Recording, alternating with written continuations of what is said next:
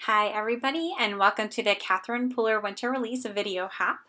So I'm going to show you today that card real quick at the beginning, how to make it. So the first thing that I did was I grabbed some watercolor cardstock and I just put a little bit of chalk on there to make sure that all the oils were removed. And then I stamped this amazing flower onto the cardstock. I used a Misty stamping tool. You definitely don't need to do that. This flower is from the Cottage Corsage stamp set, and that is one of the new releases. So you're getting kind of a sneak peek of the stamp in action. So I know it's hard to see, but I did emboss it with white embossing powder. And so now I'm going to go and do my coloring. So lots of times when I watercolor, believe it or not, I don't even watercolor with real paint. I use my Catherine Pooler inks. So I have multiple inks here. For the whole card, I'm just going to let you know every single color that I use all at once. So I use Tiara and Tiki Torch. That's going to be kind of like in the center there.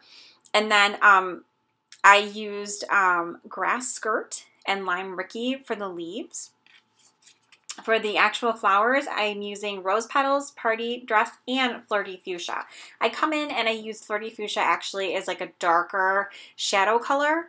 And then I also use, when I'll stamp a sentiment, and I'm going to use All That Jazz along with Daydream up at the top. I love the look of like these pinks, all the Catherine Pooler, the pink colors, the pinks and the reds, and how they look with like the blues and the aquas. I don't know what it is, but that is just one of my favorite color combos.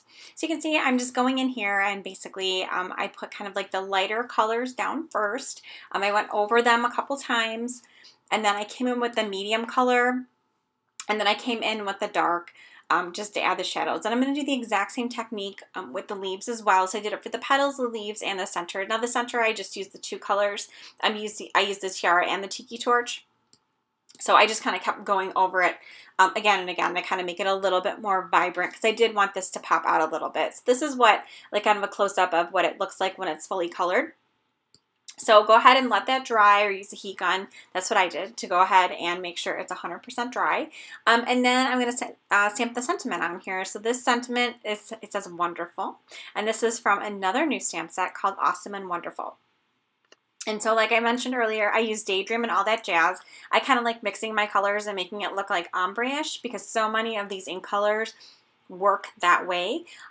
It's really easy to take two colors that are in a similar family and they kind of blend together, and it does have like an ombre effect. And then I used my Midnight. Now my Midnight ink, this is super juicy. So you can see before I stamped it on my card, I just did a little test stamp off to the side. You barely need to tap this ink pad onto your stamp. Love tap it. Don't push down on it, because this stamp has this ink pad has so much ink. It is awesome. But if you push too hard, you're going to get way too much juice on there. So be gentle. Be light-handed.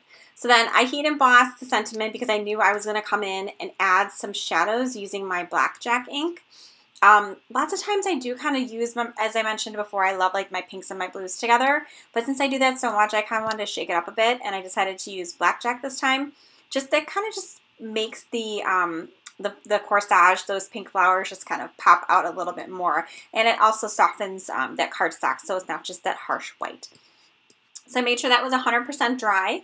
And then to finish everything off, I just added some 3D foam squares. So part of my card would be a little bit higher up there. I like a little bit of elevation. And then I just use a tape runner to adhere that to my main card base. So my finished card is a standard 4 1/4 by 5 1/2, and it's a top folding card. So as I mentioned previously, this is a blog hop. So make sure in the description below to go ahead and click and hop on to the next person, because there's lots of inspiration out there.